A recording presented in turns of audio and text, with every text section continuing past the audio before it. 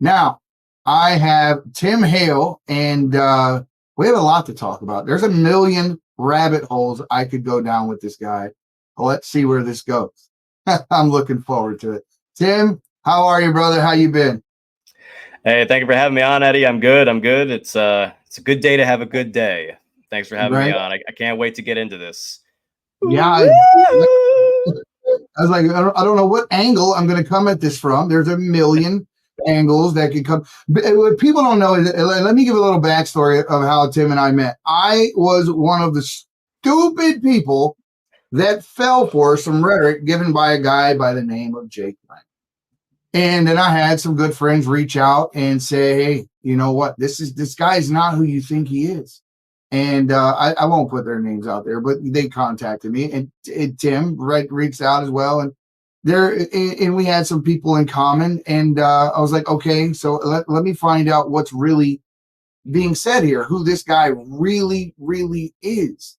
And I didn't have to dig too deep to find um, dirt on this guy at all. I mean, not too deep at all.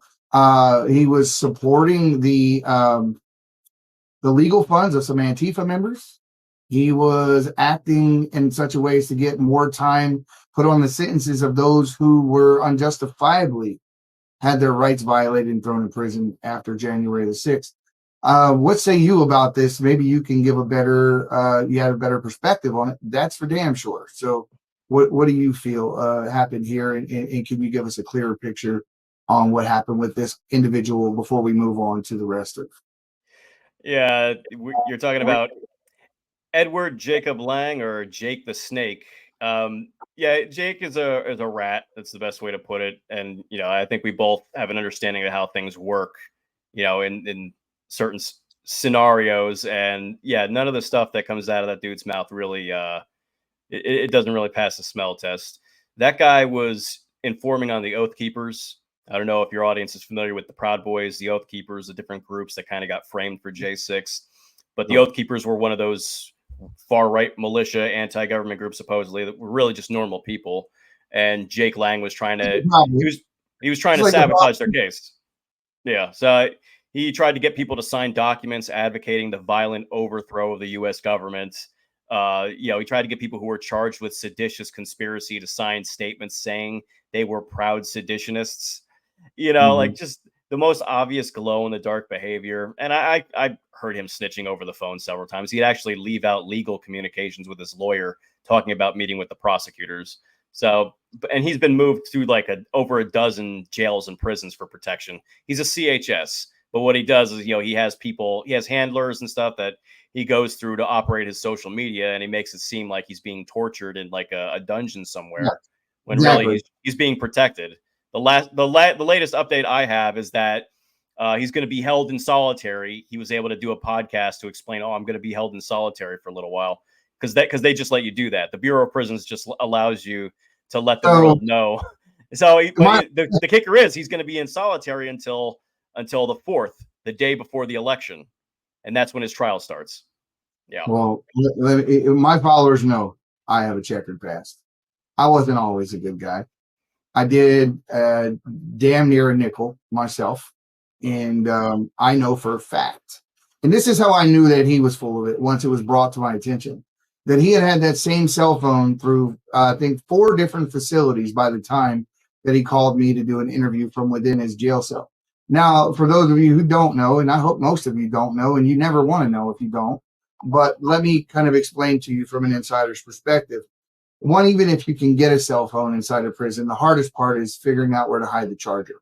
So you're not going to be able to hide the charger and the cell phone and move it from facility to facility, because each time you're moved, you're stripped completely down nude, and your property is gone through with a fine-tooth comb. They won't even let people take Bibles that don't have their name stitched in them, that weren't personally bought for them. You're not moving a cell phone from one facility to another. And you're definitely not in the hole and able to use freely cell phones and do lives and all these other things that this guy was doing. I've heard, I know for a fact people get cell phones in, but they get them in for a short period of time typically, and then they're typically they're left out to where they could be snatched by the guards because they can't charge them and they can't hide them. It's just Yeah. for a short period of time. This guy had one for months, the same number, everything. Yeah, So, and by the way, typically the Bureau of Prisons, if you're a high profile case, you get what's called an intense monitoring program. So they're not just listening to your phone calls; they look for you on the internet. So if you're bragging, if you're like a big internet personality from inside a prison, they usually wouldn't like that. It's considered a security threat. So it just doesn't make sense at all. yeah, So they're not going to allow you to espouse any ongoing rhetoric across the internet that doesn't actually meet their agenda. This is why I'm certain that he's working for the feds. And I mean, if without actually having seen the paperwork myself, for the very reasons that you just said, there's no way they're letting him go on lives, operate whole podcasts, do all this fundraising and all that if it wasn't serving their agenda. right. That's at the end of the day. And Now, he's not even a Trump supporter, by the way. He's posing as a Trump supporter. He's an anarchist. He you and know, that's yeah, I mean, he's like you said, he's fundraised for Antifa. He used to brag about doing like Antifa protests in New York and stuff like that. He's completely full of crap. At best case scenario, he became a rat after he got in trouble, and he only went to the Capitol to be like an influencer or something like that. But worst case scenario, and I think more probable, is that he was a crisis actor the entire time. He probably got in trouble before January 6th, and he started cooperating and starting setting people up before that. And I have paperwork that kind of indicates that. well, yeah. I mean, and it goes deeper than that. I mean, they say the same thing about Ray Epps Exactly. in the months prior to his involvement on January 6th. There is some very heinous charges people say occurred between him and his own daughter. And the person who brought that out, who brought that story out, she is also someone people also think has been corrupted, gotten to. And she works for a very large media company in Gateway Pundit. So there were a lot of people that were interviewed by a specific reporter over there who said that the way that this reporter was phrasing her questions gave them kind of no out but the way, except for to say that they were there to commit sedition. They were there to take the Capitol. They were because of the way she was phrasing the questions. And that kind of lines up with some other things I heard about the same individual, but I also heard they're having somewhat of a mental break. So I'm not going to lean too hard on him because I know the individual said she's having some mental issues. Hope she gets those worked out as soon as possible. And until then, until I know for sure, I wouldn't put her name out there. But other than that, I got some clips. You sent me some pretty telling clips, and I want to go through them. But before I do, I know that Michaela couldn't get too deep down the rabbit hole of what just took place. A fourth assassination attempt on Donald Trump. And as little as I think we're still within the 90-day mark, maybe somewhere in that range. 4 attempts in that short period of time. What do you think's going on? Well, you know, far be it for me to say, far be it for me to say that it is what it is. I mean, look, we don't know all the details about this last dude, but I mean, I think it's pretty clear from just the first two guys. It very clearly there are people who are getting nervous and they're desperate to get rid of Trump, and they're willing to use any patsy possible. Nothing about the first two incidents makes any sense logically. Honestly, to be perfectly frank, it doesn't have to because we're at the point where even if it's not even, it might not even be desperation. They just don't care. They don't care that we know that they're trying to kill Trump. They don't No, even they say care. it out loud. Yeah, I They say mean, it out loud. They telegraph most all of their punches, and they right. say it out. Yeah, and they released the manifesto of the one guy, basically themselves putting a hit out on Trump for like what 150K or something like that. 150K bounty, and they put it out there. Still waiting for the Transfesto out of Nashville. Right. Right. I mean that just goes to show you it's actually eerily similar to the January 6 cases. They would leak anything they could and there were never any repercussions. The minute you wanted information, it's like, oh, sorry, I mean, we can't. That would be, that would be against protocol or something like that. So the federal government always has the means and the willingness to leak things to the press to suit their own agenda. So yeah, I think it's again, I'm, we're gonna have to wait and see what's up with this current dude, but I think that it's probably just the same old story. I wouldn't be surprised if within 24 hours we have some ridiculous threads on 4chan, linking this to some CIA black site in Poland or something like that. I don't know, but I wouldn't be surprised by anything at this point. I wouldn't put anything Now, past them either. one last question. You say you're a history buff, right? History major. Yeah. Right? So you obviously understand we are a democracy. I mean, we are a republic, not a democracy, and you understand the difference between the two, and you understand the history behind why we are what we are. Most recently, you heard Tim Walz, Tim A. Walz, as we like to call talk about abolishing the Electoral College. Any idea what he was thinking there? Well, it's again, it seems to be the age old tale of Democrats want to flood elections with fake votes and bypass the interests of the states and bypass. I mean, it's just again, it's kind of in their name. The Democrat Party was founded by Andrew Jackson because he was sore over losing to John Quincy Adams. At the end of the day, the Democratic Party's never truly been a party of principles. It's always been a party of wanting the masses wanting to manipulate the masses to secure power. So I mean, at the end of the day, it's just, well, if we can just flood any state with votes, then we win. Or if we could flood the entire country with votes, then we win, irrespective of the interests of our federal system.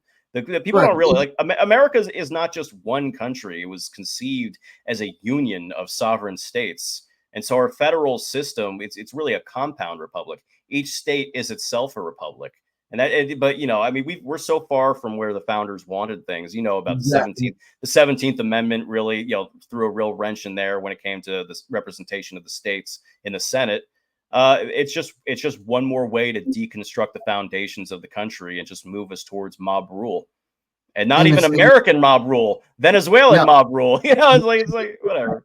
Exactly right. But in the 16th Amendment as well, I mean, we went to war over a 2% tax on a breakfast beverage. Now the 16th Amendment gets ratified, or does it? There's the big controversy there. We are only ever supposed to pay a sales tax. And now there's being tax made upon our income, which it was never said that it would ever be there. In fact, I believe there are statements to the effect that there shall be no tax made upon our income. And now we have this illegal entity that was created as a result of that, which is the IRS, who really served the interests of the Federal Reserve, who is also not an American entity. And now they want to give those guys guns. You could be even more charitable than that and just say that the progressive income tax wouldn't even be that bad if they didn't break their initial promise that the tax brackets wouldn't be changed from where they initially were. The tax brackets were very low initially, even for the poorest, the wealthiest, everybody. They're insane now. It's just, you give the government an inch, they take a mile. The truth is that it was always just a Trojan horse to gain more control over the individual. And I like the idea of a fair tax, but when you take a look at the top 1% of earners, they get 26.8 amount of the total gross net income goes to that top 1%. That top 1% also pays 46.5% of all of the taxes in the entire country. So, I know a lot of people like to demonize and villainize the rich, but they all want to be rich. So, do we want to penalize people for doing well, or should everyone pay their fair share? And what does that look like? Just like what you just said. I try to teach. I gave this lesson to my daughter some years ago. I said, you will make more money making $70,000 a year than you will making 80. And she didn't understand that. I said, because you cross a tax bracket. And when you get there, you have to put your money into things like 401ks and IRAs to lower your taxable income, which means you can't use that income anymore. And if you try to remove it early from those accounts, you're penalized for it. It's these all, and she just like, this is not fair. And I'm like, this is why when you're young, if you're a Democrat, they say you don't have if you're not a Democrat, you don't have a heart. And when you get older, if you're not a Republican, you don't have a brain, because we learn as we grow. And Yeah, the tax situation in this country is definitely one that has to be addressed. But the age old adage of the Democrats consistently saying that we're going to make the rich pay their fair share. They've all said it. Clinton said it. Obama said it. Everyone keeps using this phrase, but they're not going to do it for the same reason Trump did that truth bomb on Hillary on stage for you. You're not going to change the tax code because your donors enjoy the same breaks that I do. And it just, and as well, Dave Chappelle said, and from that a star was born. So definitely. Now I have some footage here that you sent me, and I want to play some of it and maybe have you walk us through some of this, because there's some, there's a lot of footage there. I think they said they had over 60,000 hours. They were trying to get Mike Johnson to release all of it, and there was some who's going to release it, who's not, and the left hired a Hollywood producer to comb through it to make it look like things were more nefarious than they really were. And so a lot of people don't understand that day, and correct me if I'm wrong, there were a lot of J6ers that were there telling the police, stop this. This is not what we stand for. And there was a lot of people trying to help police officers. But then there was a lot of other things going on behind the scenes, like from the congressman out of Louisiana said there were white ghost vans that showed up on the morning of, and people hopping out the back as early as 5 a.m. with Trump gear on. And you have plenty of videos showing Antifa all throughout J6 in playing a huge role in what took place. I want to play some of this footage and you tell me exactly what we see happening.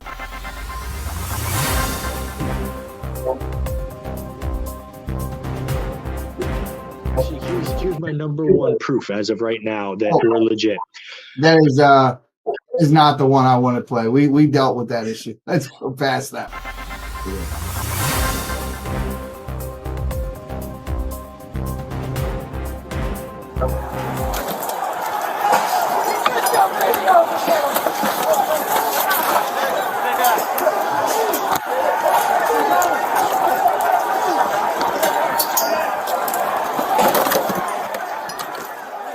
So Tim, what are we seeing here?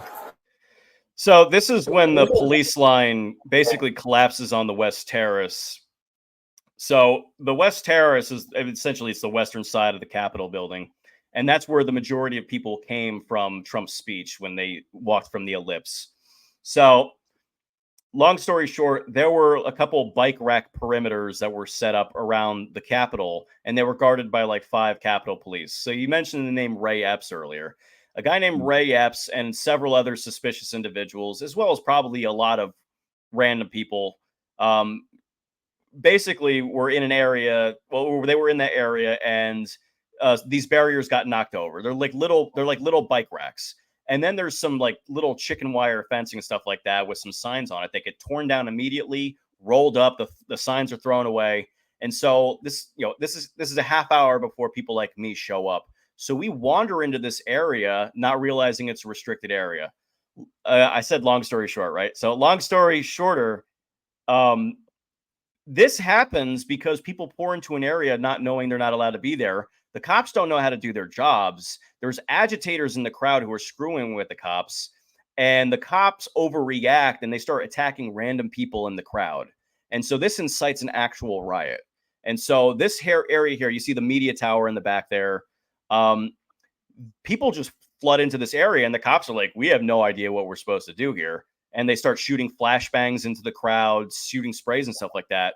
But what you just saw in that little scaffolding area, my buddy from jail, Jeff McKellop, who was actually a CIA contractor, and so he actually pointed out a lot of feds in the crowd here because he could identify their tactics. He's like, there's a point in this video, and you'll see it. Someone drops a handgun in a holster loaded, as well as a magazine. You'll see it right here. He called this a drop gun.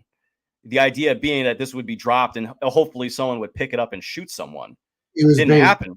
Yeah, okay. Essentially. And then so the guy is identified who dropped this, and his sentence was probation. Meanwhile, this was the armed insurrection, right? They've been saying for years, it's an armed insurrection. They're gonna, it's just like, well, the guy who drops a handgun, he gets probation and nobody talks about it. It's like, that's a little weird. This Little is the weird, don't first you think? year on this one. But I hear too of there being a segment of police officers, a certain group that were there with masks on. They were in uniforms that would make people believe they were authority figures, police, something. But they had no badges, no badge numbers, no anything, and they were spraying the crowd with tear gas and throwing flashbangs, kind of agitating the crowd, getting them worked up, and kind of causing some of the unrest and that sort of thing. Yeah, you initially just had the Capitol Police. Mm-hmm. And as things escalated, the Metro PD came in. And I'll say this, the Metro PD were way worse than the Capitol Police. The Capitol Police seemed like they were mostly just outnumbered and incompetent.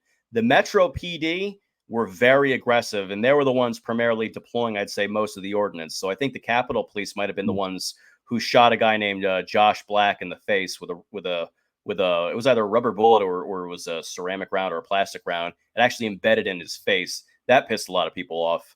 You had within the police, you had people actually who blended into the crowd too, like the electronic surveillance unit. You had undercover Capitol Police and Metro PD wearing plain clothes who were embedded in the crowd. You had FBI agents and former FBI agents, like I think his name was John Guinaldo. He was there with 3 or 4 other FBI agents, and they're cheering the crowd on as they breach on the eastern side. You have them. What was his name? Because most people don't know this stuff. So, guys, I want you to understand that he's giving you the details here. What was the ex-FBI agent's name that was there cheering people on? I believe his name was Guinaldo. Guinaldo. Yeah, and he was a former FBI, but he's hanging out with several active duty FBI agents. We don't know all their names, but they're in one cluster together on the eastern side. So the other side where we just saw, they were on that side. And what's also interesting, you also had Metro PD as well, plain clothes, cheering on the crowd and joining the crowd when they breach the scaffolding and go up towards the Capitol building. So these people were embedded in the crowd the entire time. So, that was actually the reasoning behind the Congress saying they didn't want to release the full amount of the footage because it would put their CHIs in danger. Yeah, well, that's not even CHSs. Those are active duty law enforcement. The CHSs would be like maybe Ray Epps if he was like a contracted person or he got in trouble and he's like, okay, you're going to do this. I know CHSs from jail, and they admitted that they were there as crisis actors. But these are active law enforcement officers. Hold on, back up. You had people that you did time with that literally said, I was there to play a role? Absolutely. Absolutely. In Really? fact, I don't know if you're familiar with 18 USC 1512. It was this big fake felony charge that was applied to people like me and several other J6ers after J6 because they just wanted to give people a felony. The Supreme Court threw this charge out, but the first defendants to have obstruction of an official proceeding, 18 USC 1512, the first defendants to have it applied to them and upheld by a district judge were these defendants. It was Nathan DeGrave, Ronald Sandlin, and Josiah Colt. All three of these guys were co-defendants, and their judge, Dabney Friedrich, she's actually married to a guy who was on the Enron task force, and the Enron scandal is what led to that statute being created in the first place. So there's a lot of weird connections here, but absolutely, Ronald Sandlin admitted his co-defendant, Nathan DeGrave, was caught in a drug conspiracy in 2020, and that's why he was really at the Capitol in 2021. Yeah, that happens more often than not. It seems as though that every time somebody gets in trouble, I mean, this even applies to Biden. Jesse Waters did a special not long back on Fox News where they said that the FBI had upwards of 40 informants that were embedded into and around the Bidens during the time of Obama's tenure as president. And they all came forward with information that would have buried him a long time ago. So there is a narrative out there that Biden wasn't making his own decisions. And that a lot of this that came about because Trump got James Comey fired James Comey, which was like batting the beehive. And then the FBI went into overdrive. And now they're utilizing these political figures because of what they know about them. And so they're not, you get what I'm saying? They're not really doing what they would normally do. I mean, I would never give Biden an out, but reality is still reality. These guys are admittedly bad guys. I mean, I saw on Damon Galdo's podcast, who has a podcast on the Patriots Prayer Network called Jersey Shore. He interviewed Sammy the Bull Gravano, well-known gangster, right? Multiple, murders and whatnot in his lifetime. And he said he's a choir boy compared to the Bidens. So, I mean, these guys are really on the next level when it comes to the crime, and the media covers up for them. Oh, there's no evidence. Every time someone says that, I'm like, they're in on it too. It's way more common than you might think. Let me just say real quick, like, I think it's really a tactic of law enforcement now. I think, like, they see a third of the population as worthy of entrapping. So, I mean, like, there's no look. I know we all black the blue and all that, but, like, on the higher level of things, we need to really consider, like, how many informants does the government actually have? I think they have, like, their own budgets just for paying, snitches on the streets. There's over 3 federal employees, right? It's a lot. It's huge. The federal government is so big. Yeah. Now, if you can imagine how many people they pay that are not listed on the federal payroll, when you have that many people that you employ, it's pretty crazy. Now, black budgets. Antifa, for a second. We know that it was 3 or 4 guys that were around Ashley Babbitt. All of them were Antifa members. We know because they did their own podcast shortly after the incident. They busted out the window that she tried to climb through when Michael Byrd, the coward, shot her. They walked up to 2 police officers guarding that door that had that window in it that got busted out by them in the items or whatever that they snuck inside. They threatened those police officers that moved to the right side of Ashley Babbitt, and they could have just reached over with one arm. Tall, big dudes could have reached with one arm and pulled her back. He shot her. These guys went on to do a CNN interview where they talked about it, and CNN didn't seem to go at them for being there. They didn't seem to call them out. Their whole goal in that CNN interview was just to show fault on the part of Ashley Babbitt. Now, are you familiar with this situation at all? Have you seen any of the footage?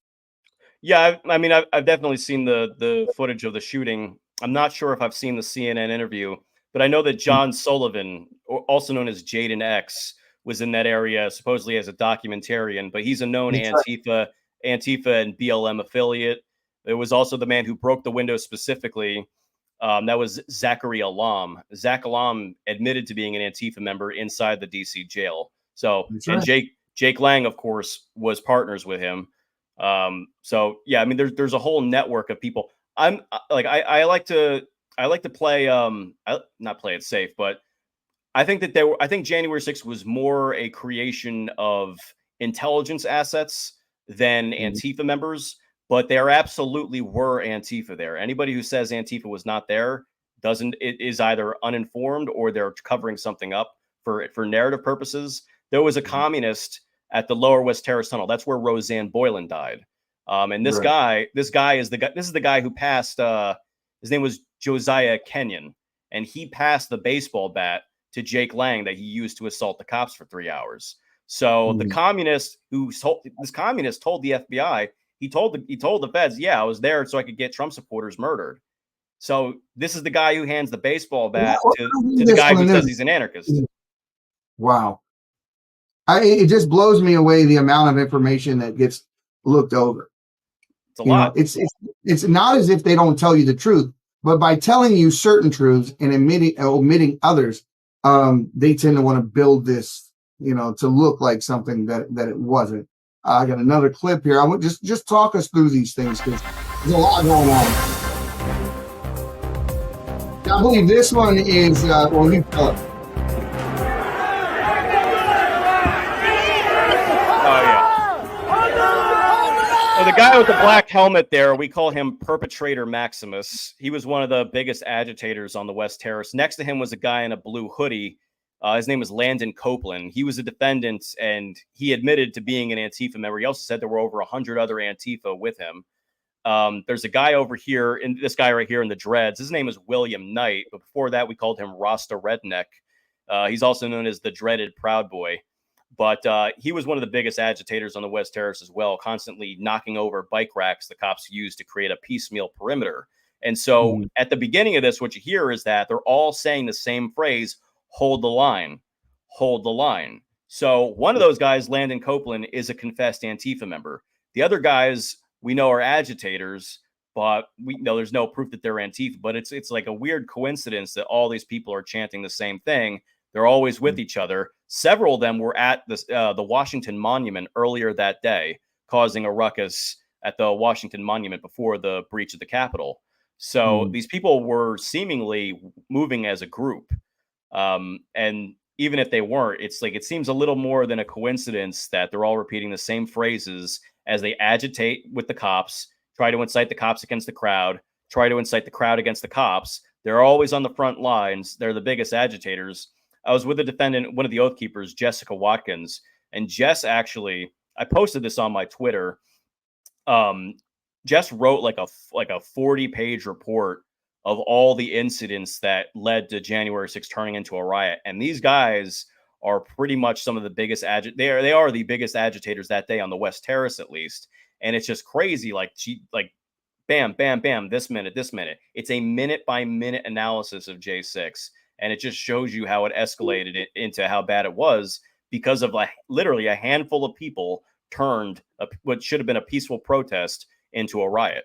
And it wasn't because of Trump. It literally was because the crowd was incited. And they were incited by folks that you feel were, we couldn't probably, and if I'm hearing you correctly, we can't lay the blame solely at the feet of Antifa. We can't lay the blame solely at the feet of the FBI. We can't lay the blame solely at the feet of any one demographic or group, but they were all seemingly working in tandem. The question is whether or not they knew they were working in tandem. Yeah. So this is something I came across when I was doing case law research when I was locked up. There is this thing called a hub and wheel or a hub and spoke conspiracy or a chain conspiracy. The idea behind this is that you have multiple individuals or teams that are part of a conspiracy.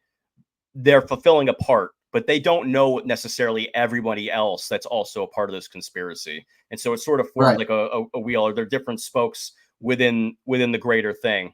And this makes perfect sense. You're trying to protect the source. Of course. And if you watch the video carefully, like if you not the 30-second clips from CNN, if you really watch the video from that day, you'll notice a lot of people went with friends or family or whatever, but you notice very weird behavior. And so I and some of the guys in the jail, we especially those of us with military or law enforcement background, just like, well, that looks like a 2-man operation team. That looks like a 3-man team operation going on there.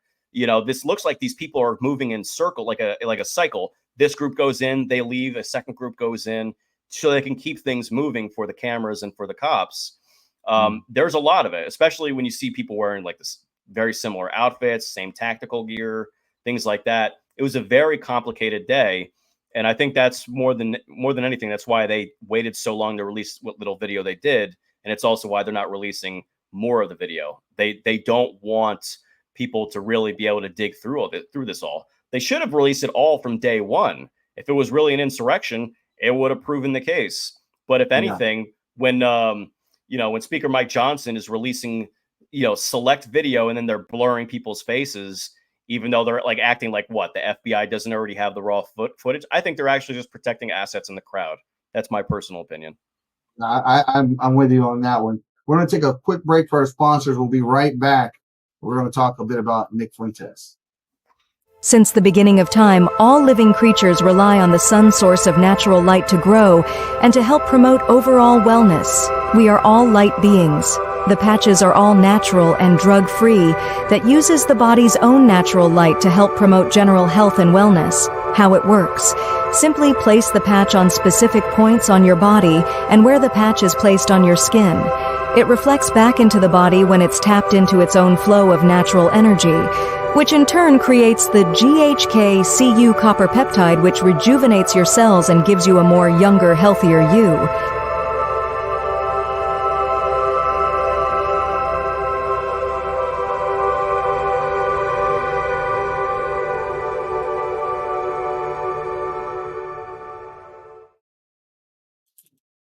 So, Patriots, as we age, we do lose a bit of energy. Of course, it's not our fault. Our bodies change as we grow. These phototherapy patches rejuvenate your cells, and in the skin, they play a big role in the aging process. Research has found that as we age, the number of function of these cells decline over time, which can lead to a decrease in skin elasticity and lead to wrinkles. But what if there was a product that could restore that for more than just your skin? And this product does that. The product does draw other huge benefits like more energy, better sleep, reduced stress, and pain management. So go check them out today and get yours at miraclehealingtherapy.com. Now, we're talking about Nick Fuentes before we left, and I had my little encounter. Maurice and I both, actually, we were at the People's Convention in Detroit. Now, I didn't know anything about this guy's movement. I didn't know who he was. All I knew was we stepped outside of the convention center, and I see all these guys in blue hats, and they all say America first, but they're all wearing suit jackets and ties, and they're all dressed very similar, like the Matrix. I don't know, with blue hats. It was so I was curious, and Maurice is like, this is this guy, and you probably don't want to go talk to them. I'm like, screw that. So I went right into the heart. There was a whole bunch of, and I just went into the middle, and I started asking them why they weren't inside with us, and who they were, and what they stood for, that sort of thing. And as they started to tell me, I stopped the guy midway and said, yeah, your movement is trash. You're a bunch of anti-Semites. And with that, I just kind of walked away and made a little path through him and walked out the other side where I met Maurice, and we just walked on to the hotel. But that was my only encounter with these folks. And then I learned a lot more after the fact. But I see that you sent me some footage of this guy, and I've learned a lot more since. I guess Alex Jones termed him Little Hitler or something. So, but let's listen to the guy.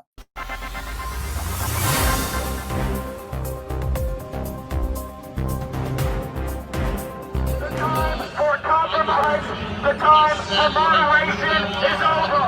I don't want any more moderates. I don't want any more people that are civil. I want radicals. I want reactionaries. I want patriots that are fanatical and extreme. And if we can't get a country that we deserve to live in through the legitimate process, then maybe we need to begin to explore some other options. Wow. I don't think if people have heard, you heard that, you heard enough. I mean, he was literally calling for violence. He was literally encouraging people to commit violence, saying, I don't want to see people peaceful anymore. It is, yeah. I mean, this is, I believe this is at the second Stop the Steal rally. So this would have been in the middle of December before January 6th. And so what he's telling his crowd that they need to start copying, or he's telling his followers, I believe they call themselves groypers. He's telling his followers, who were predominantly young, impressionable. I don't want to demean young. They're younger, and they're looking for, something to identify with. He's telling them they need to behave like BLM and Antifa. And if you listen later on in the clip, he specifically cites how they get what they want. BLM and Antifa, because they're, violent and break the law and stuff like that, they get what they want, and they don't. So yeah, and then, it's like, the reason this is relevant, I think, is because on January 6th, and look, I don't know what I don't know. But you look at the video on January 6th too, where I think you have that one too, where he's on the bullhorn. He's saying, break down the barriers. There you go. He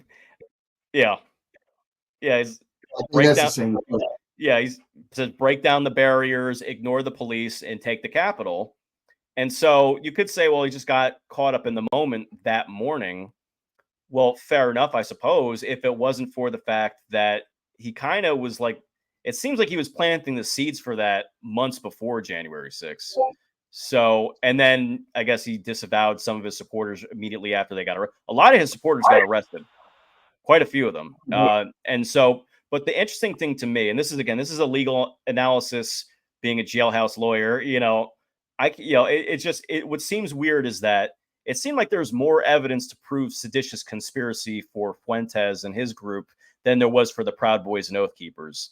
For the Proud Boys and Oath Keepers, they basically had to take statements out of context. They cherry-picked statements from text messages and little messaging apps and stuff like that. Enrique Tarrio wasn't even in D.C. on January 6th. Right. And you look at, Stuart Rhodes didn't go inside the Capitol, and he actually lectured his subordinate Oath Keepers for going inside, at least according to Ken Harrelson. So it just seems like there's a lot, in order to make the case for seditious conspiracy for the armed right-wing militias, they really had to take a bunch out of context. But for an actual an organization rather that was pretty active at the time, and that actually was like the leader of that group is on video telling people essentially to break the law, I'm not sure why they wouldn't bring a conspiracy case for that group and not the others. I'm not saying that it's a slam dunk thing. I think most of the cases were really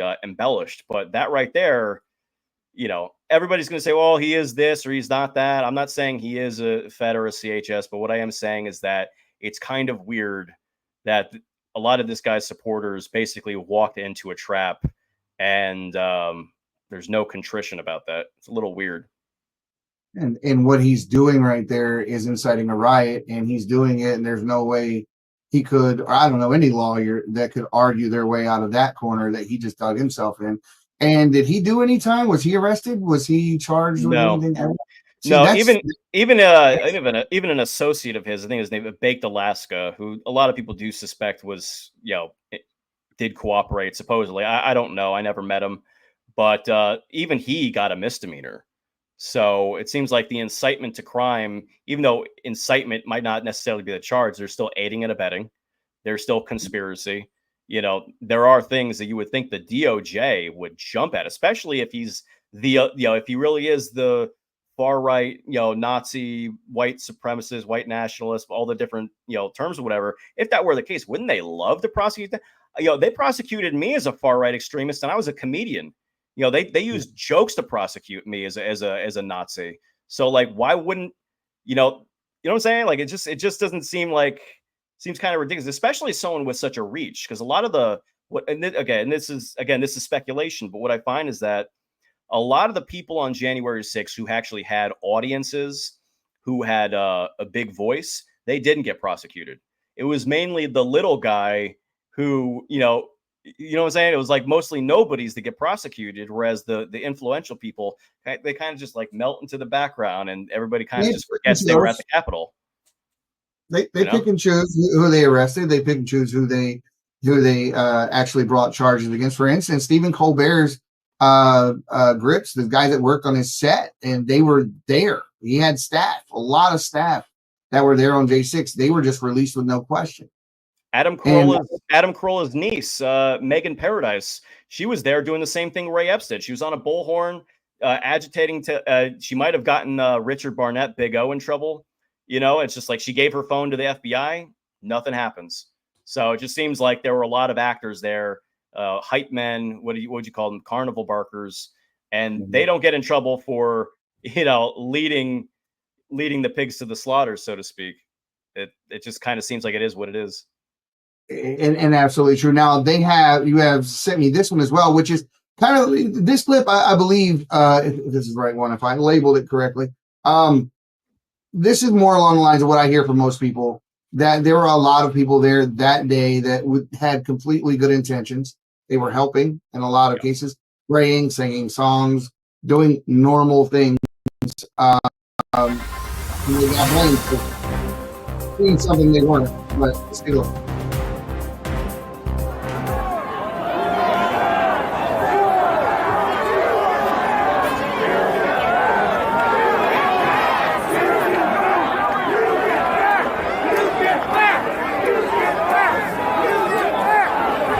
What's going on in this one here? So this is also on the West Terrace, but this is more towards the northwest section. So the last videos we saw were at the southwest section. This is the northwest. So what you have is that the police are starting to throw, excuse me, they're starting to throw ordnance into the crowd. And keep in mind, these people are nowhere near where those agitators from before were. Nowhere near. See the smoke in the background there? You can see like they're starting to tear gas people and gas people. And you can judge the distance based on the media tower there again. So these people are far away, but what you find is that a lot of video, they start throwing flashbangs. Some people catch on fire. You know, you have concussion grenades and all that kind of stuff. They're shooting rubber bullets. They're spraying people with CS and all that. And these people aren't doing anything wrong. The worst you could say is they're trespassing, but the thing is they don't know that, right? And so instead of this, leaving this peaceful part of the crowd alone and dealing with the agitators, they're trying to force everyone to disperse, which is, they're trying to throw ordinance that, by the way, these people largely don't even know what they're doing. One of the things I would say is, like, I have video too. I didn't send you all of it, but there's video where officers are trying to spray the crowd. That's, again, they're not doing anything. Their superiors are like, don't spray. The wind is in our direction. And they don't listen to their superiors because they're freaking out. So they spray and they get hit with the blowback. A lot of the injuries from the cops that day were from themselves, self-inflicted injuries, because they didn't know how to use their own equipment and they wouldn't follow directions from their superiors. And they just basically panicked and were incompetent. That's not all of them. There were some people who got out of hand there in the crowd. I'm not denying that. But what you find is that all these people over here, they're just hanging out, doing nothing. They're chilling out. They have signs. They're peaceful. They're chanting. If you play the video from my cell phone that day, we're just chanting USA. We're singing God Bless America. We're chanting Christ is King. We're doing all kinds of stuff. And there's no indication. From my perspective, I'm nowhere near that stuff. From my perspective at that time, before things escalate, this is a totally peaceful protest and we're supposed to be there. There's no indication that anything wrong is happening.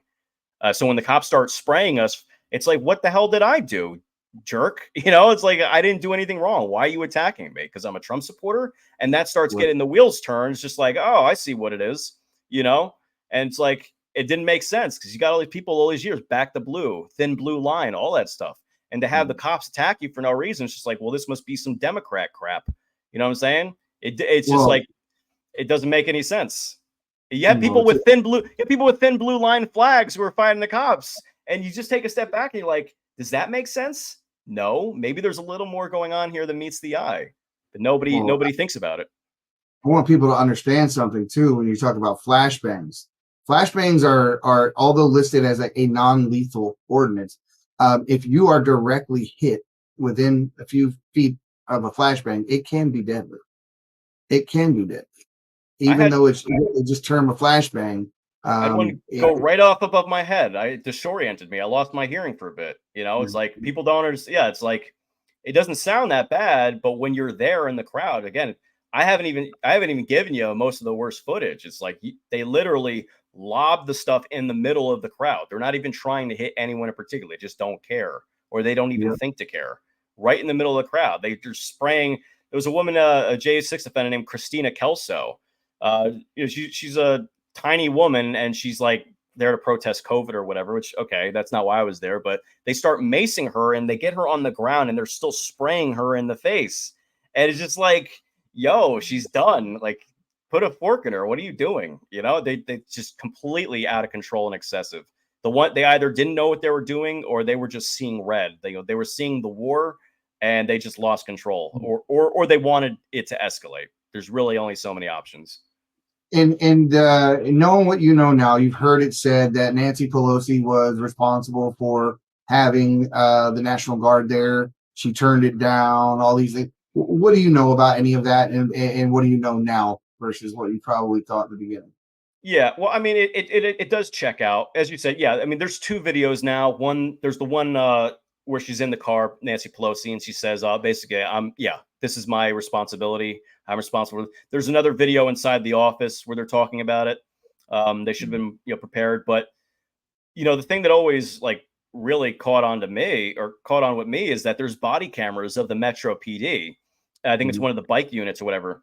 And they're just like freaking out closer towards the Capitol away from the riot. They're like, they set us up. Like there's no way. They should have called us hours ago. We didn't even bring our gear. And other guys like, yeah, they set us up. Absolutely, they set us up. Yeah, they set us up. And it's just like, who set them up though? Because Trump, we know Trump set. He offered National Guard. So who really set them up? There's only two options, really. I mean, more than two, but you really think about it. The Capitol Police answer to Nancy Pelosi. The Metro Police answer to Mayor Bowser. So it's some Democrat in DC, not to mention, but the potential like Mike Milley or some, DOD asset, the Department of Homeland Security. I mean, I'm sure it's a combination of factors. I wouldn't be surprised if there were Republicans in Congress who were a part of this because they wanted to get rid of Trump and stop having to deal with him. I wouldn't be surprised, but absolutely, Pelosi has some blame for this, without a doubt.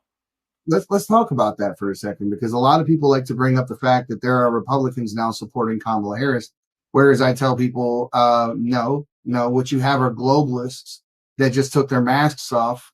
And you're now seeing them for who they always were. George Bush, we were never fans of George Bush, never fan of Dick Cheney. He was to term him Darth Vader for a reason. We knew the invasion of Afghanistan had everything to do with a pipeline that was being ran through the country, which is why they installed Hamid Karzai, who was a Unocal employee. In other words, the president of Afghanistan worked for Dick Cheney, who also gave himself a no-bid contract to rebuild Iraq after they went in and destroyed it.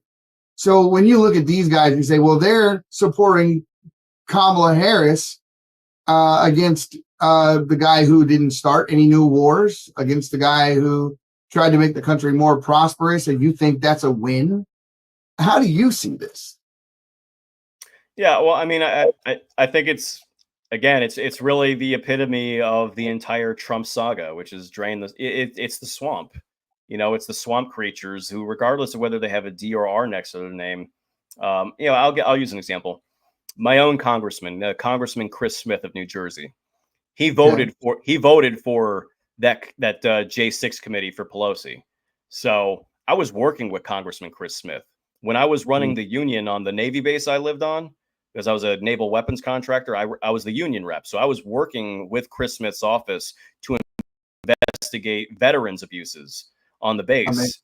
And right after I got arrested, nothing. Completely ghosted me. His office wouldn't answer requests from, on my behalf. They didn't do anything with the investigation, completely brushed it under the rug. And then they voted for that J6 thing. They don't care about us. They don't care about us all. And they certainly don't care about President Trump. And so, these are people whose entire careers are built upon leeching the life force of the American people. And whether it's insider trading or whether it's warmongering and contracting, this, that, the other thing, it's the same old story as always. It doesn't matter. Mitch McConnell being a Republican is totally irrelevant to whether or not he cares about this country. And the same is true in the House. Both parties are essentially just operating as gangs. The fake right left paradigm. And then you get someone that comes along who actually believes in something that's real, and he's not part of the show that's put on for the benefit of the American people, of the fake right left paradigm. And so what happens when that guy starts to get so large that his movement is scary to the establishment has to get rid of the fake barrier that supposedly separates them. And now they all end up on the same side. And you're like, well, they just changed sides. No. They never change sides. This is like WWE wrestling, and they were pretending to hate one another. Behind the scenes, they love one another. And like you said, it's just they're playing a role. And if they are playing a role, they're serving a much larger master. And I like to think that that's where the globalism part comes into play. This is why we're fighting these wars or backing these wars in Ukraine against Russia, stopping peace talks intentionally while we're yelling at Israel in this issue that happened in Gaza with Hamas, to stop fighting. But they had several American hostages, but we're not doing any damn thing about it. It's really hypocritical if you think about it. But NATO, I believe, is to blame for what we see happening in the Ukraine, because these guys are serving that globalist master. And if there's no Putin, there's no threat of a USSR recreation, then there's no reason to be in that war. So they have to have Putin as their boogeyman to keep that world governance, that body established, and keep it funded, because the United States pays for most of it. Yeah, I think for like 30 years, you've had both parties kind of on the same page about the broader project for the world. And then they would just squabble over one issue voter, nonsense. But I think, yeah, once Trump came along with an actual agenda that actually, put forward a visionary plan for the country, I think that's why you're now seeing, well, yeah, basically they took, both sides have taken off their masks and shown themselves to be the uniparty. Conversely, the people who are redeemable and, they're trying to salvage things from both sides. And I think that's why you're seeing this realignment with like RFK, maybe Tulsi Gabbard and stuff like that. People who wouldn't traditionally consider themselves Republicans are starting to see And the they're forest for the trees. So I think they're, you're going to they're see a realignment happening. Yeah, and that's I want to remind people of that, just because there are times I agree with Bill Maher, can't stand the guy, but when it comes to this free speech thing, they stand up. Pierce Morgan is the same way. It doesn't go beyond the First Amendment, because as soon as you get to the Second Amendment, it stops. But Right. they do have some common sense when it comes to that sort of thing. And so there is a big difference between the Marxist fascist agenda that we see from today's left versus an actual Democrat, right? Which always tend to be more liberal. But these guys are not liberals. In fact, and a lot of the people that term themselves Democrats, I like to think, have completely lost their way, because they're like being hypnotized by the Pied Piper right now, all being led into their own destruction. They're being marched right into a gas chamber, and they don't realize it. Hitler did the same thing to the brown shirts. You're a history major. You already know. They are useful idiots. Once they're done serving their purpose, once the Democrat Party gets that ultimate power they're seeking, it's over for the guys that helped them get there, because they know they can't be trusted. So that's what Antifa is. I'd like to think they have the same characteristics, because they definitely are not anti-fascists. That's for damn sure. They are basically fighting for fascism. Well, even it's not lost on me that the Antifa crowd in the West, they basically they reappropriated the very symbol of anti-fascist action, the Communist Front Group from Germany in the early 1900s. So, I mean, communists can call themselves anti-fascists, but it doesn't mean they're not communists. They hide behind buzzwords. I mean, the left does this in general. You could say the whole political spectrum does, but yeah, the claiming to be anti-fascist is really just it's really just a way to get around the fact that they want to deconstruct society. It's just like, well, you could say a stapler is anti-fascist. It doesn't mean it's Antifa. It's still a stapler. Well, here's the thing, right? So we have 25 days left, right? 25 days left until this election. And for people like me, I'm going to vote early, because I don't trust that the machines will be up on the day of, and they'll try to do some weird stuff. So I'm going to go first opportunity and get that out of the way. And I think everyone else should too. But we just saw, like we just talked about a little earlier, a fourth attempt on Donald Trump's life. The first two actually had weapons drawn near him. The other two didn't quite get that close. Thank God. But do you think, based on the amount of people that we have seen come across our border, murderers, rapists, criminal aliens, just to hundreds of thousands, we know now, we actually have the numbers, they were released to us, and several that were on the Homeland Security watch list that were deemed terror threats on a large scale, international scale, and there are a lot of them here. My fear is that we're closing in on this election, and we don't know where these folks are. They didn't come here to create a better life for themselves, and it doesn't seem that Mayorkas or the FBI are too interested in talking about this issue or seeking these people out, because the border is still wide open. What do you think is going to happen between now and election day? Do you think it's going to be smooth sailing? Do you think we should look out? What is your advice for people? I'm not going to make a prediction of what will happen. I'll say what I think is certainly probable. I think that there's a very high chance that you're going to see some sort of psyop, we could call it an October surprise, but it might even be right before November. You know, like I think that I think DHS is going to be working a lot of overtime. You know, so whether it's some weird like trucker convoy or whether it's some weird Patriot Front psyop or something like that, there's going to be some weird thing meant that they're going to pull out to essentially to incite the different sides against one another. One fringe thing to incite another fringe group, get society agitated. One thing I'll say, you remember the last election, there was the Fed napping plot with Michigan with the Wolverine Watchmen, where I'm getting ready to interview Eric Moltier, who was one of the men that was targeted falsely by the FBI. Right. Good. Yeah. So like that happened. Obviously, it was fake, and they didn't even get anywhere near her. But Nope. the We fact didn't even of the know matter, each other. right?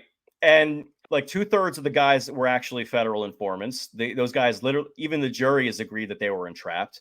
But it's great that we know that years later. At the time, it didn't matter because it was just the narrative, So it doesn't matter if a lot of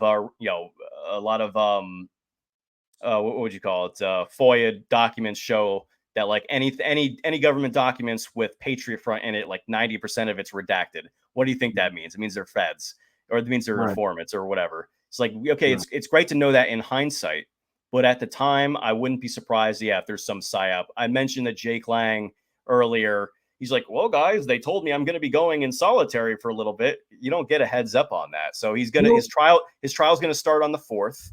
That's when he gets out of solitary, is when he goes to trial on the 4th. Now, I don't think enough is going to come out, because you still have to do jury selection, the voir dire hearings, stuff like that. But I don't think it's a coincidence that his trial was postponed until the day before the election, especially after, I think we talked about this, he started a Fed militia called Napalm, and he's trying to enlist people into a militia after spending years trying to get other people to sign documents advocating the overthrow of the government. I'm not saying it's going to be that, but that's the kind of thing to watch out for. If you see some crazy story about a militia or some crazy story about some terror plot right before the election, more than likely it's manufactured by the feds. That's going to be my guess. They're going to some crazy freaking psyop right before to make it seem like Trump is creating some sort of dangerous environment when he's the one getting shot at. Yeah, the left are just a bunch of godless people indoctrinating children. It's amazing to me that we ever, even as there are so many people term themselves even godly people or Christian folk on the left. And I say to this day, and I'll say it again, I have never met a left-leaning Christian ever, not one. If you call yourself one with less than 60 seconds, I bet you I can prove you're just using that as a talking point. You're actually not. But I do have this little video here of Whitmer, and she just did this recently. And just to go to the one more thing, what a godless, wretched person that would even do this. But look what she did.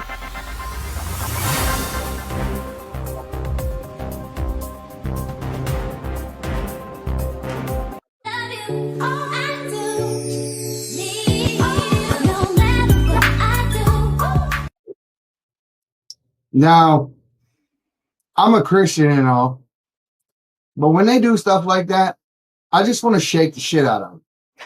I just want to just holy cringe, Batman. Like, that's just, I mean, not only, yeah, it's certainly it's mocking, but it's cringy. I don't know why Governor Whitmer's like this isn't the first thing. Like, she's doing like this weird social media campaign to try to seem like funny and hip and stuff like that, and they're just terrible. And it's not like, oh, it's so bad it's good. It's just, it's so bad. It's horrible. Like, I haven't laughed at a single one of these stupid videos they've made. They're horrible. But yeah, she's a demon, like she just, yeah, not just the fact that like her policies probably killed people during COVID, but like especially with the Wolverine Watchmen, she's still pretending that her life was in danger when she was part of the plot to set them up. She's a soulless creature. She is a wildebeest, and it's just like, there's a special place in hell for that. Like, I know, like, I'll just say this too. Like, I'm a fire and brimstone Catholic, so I know that I know that it's not exactly canon that like there's different layers of hell, like the circles of hell, but I think that there is a special place in hell for traitors and those who betray others. Like the final circle of hell is like the ice pit, where Satan's just frozen and he's eating Judas and stuff. She's just a horrible person. It's a horrible person, and I mean, there's really nothing else to say about that. It's not just the fact that she's cringy; it's the fact she's genuinely the epitome of everything that's wrong with the police state of America. Is that she wants to be known as hip and edgy when she destroyed men's lives and set them up for an entrapment scheme. It's just like it's gross. Yeah. And after talking to Eric for some time, I learned quite a bit about that incident that I didn't know before talking to him, such as the fact that those guys didn't know each other. We were all told they belonged to a group already that the FBI infiltrated. Well, that wasn't the case at all. They had fake groups that went out and brought these guys in. They thought they were working a security job, and they were picked up in a van to go out and work the security job. They didn't know where they were going. None of that. So there's a lot more to this story than what most people know. And the mainstream media did favors with this one, just like the Kyle Rittenhouse thing. I mean, they just, they put a boy's life in danger by misrepresenting facts, and they did no different here, making people think these guys were all part of some white supremacist group, and that nothing could be further from the truth. Just to put that narrative forward, I've interviewed Kyle Seraphin about these things. Is one of the biggest pet peeves he has. He wants the FBI abolished. And other FBI whistleblowers I spoke to said the same thing. They don't want to see it in existence no more. They think it needs to be completely done away with. And if something needs to be put in its place, it needs to be different. But how do you weed out how many rats are actually in the midst of this organization? How many people in the leadership, how many people they've gotten to below them? I mean, at this point, I would almost have to agree that it must probably, in order to be saved, it has to be abolished first and rebuilt from the ground up. I think the problem is the problem is like you give these groups like overly broad charters, and they just slowly but surely they weasel their way out of their initial like priority, and so it's just like with the FBI especially, like you think of they had informants in the Oath Keepers, they had informants in the Proud Boys. It's same with the Wolverine Watchmen. A lot of these people didn't even know each other, but they got set up for a seditious conspiracy charge. It's like, if they didn't know each other or they had no plans to do anything, how is there a conspiracy? It doesn't matter. We'll just charge them with it. It's come out of thin air for people that tend to want to tell the truth on these people. I mean, and listen, Edward Snowden is still on the run for telling the truth. What's his name? Assange. Assange just got out. Julian Assange spent so much of his life, on the run, locked inside of an embassy, all of these things just for telling us the truth. You tell on criminals and you would figure you'd be protected, but this is why we know the people in charge largely are criminals, because the people doing good are being attacked. Look at what they're doing to Donald Trump. Julian Assange was a very good example, but there are so many other Julian Assanges and Donald Trumps and Edward Snowdens and these people that you never hear about. You just never hear about them, but they're there and they're trying to do good and they're trying to tell you the truth. And as a result, their lives are upended, they're attacked, and the media is part of the game. Look at what happened to Roger Stone.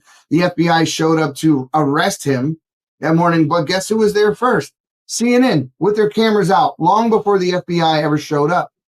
So these guys work in tandem with one another. James O'Keefe exposed them for who they were when he sat down with that hidden cam and that mic, and he sat with the technical producer of CNN and said, yes, we know that the Russia stuff was a lie. We know it was a hoax, but it was good ratings, and they didn't want Donald Trump to become president.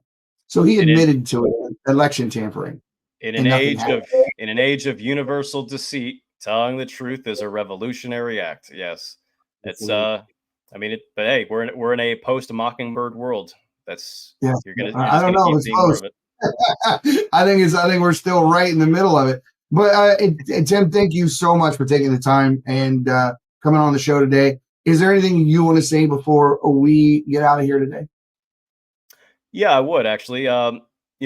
I've since I got out of prison, I've done everything I could to advocate for the guys I had to leave behind. And since getting out, I've met a lot more J6ers and their families. So there's a fellow comedian. His name is Jay Johnston, and he's going to be getting sentenced soon. But his wife, Sarah, she made this great painting of Donald Trump. And so we're putting it up for auction on a website called patriotbidproject.com. And we brought it to Donald Trump, and he actually signed it for her. So just putting this out there, if anybody's interested in bidding on this painting, the proceeds will go to charity to help J6 families.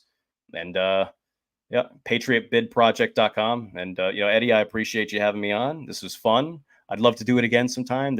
We barely scratched the surface, how deep the rabbit hole goes.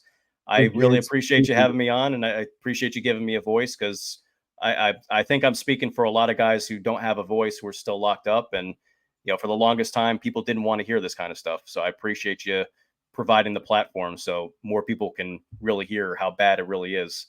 And it's bad. So thank you.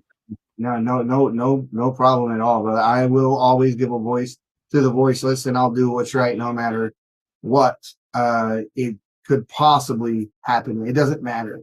I'm always going to do what's right and let the chips fall where they may. I'll never operate out of fear. So I suggest that everyone do the same. I end every podcast by saying this.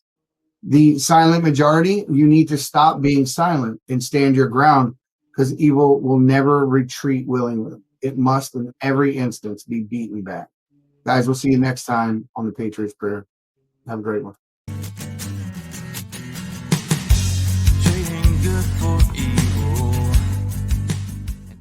This is the Patriots Prayer Podcast. It's a tremendous show, one of the greatest shows in the history of the world. This is Bryson Gray, and you are watching the Patriots Prayer. Soon on the Patriots Prayer Network. Thank you all.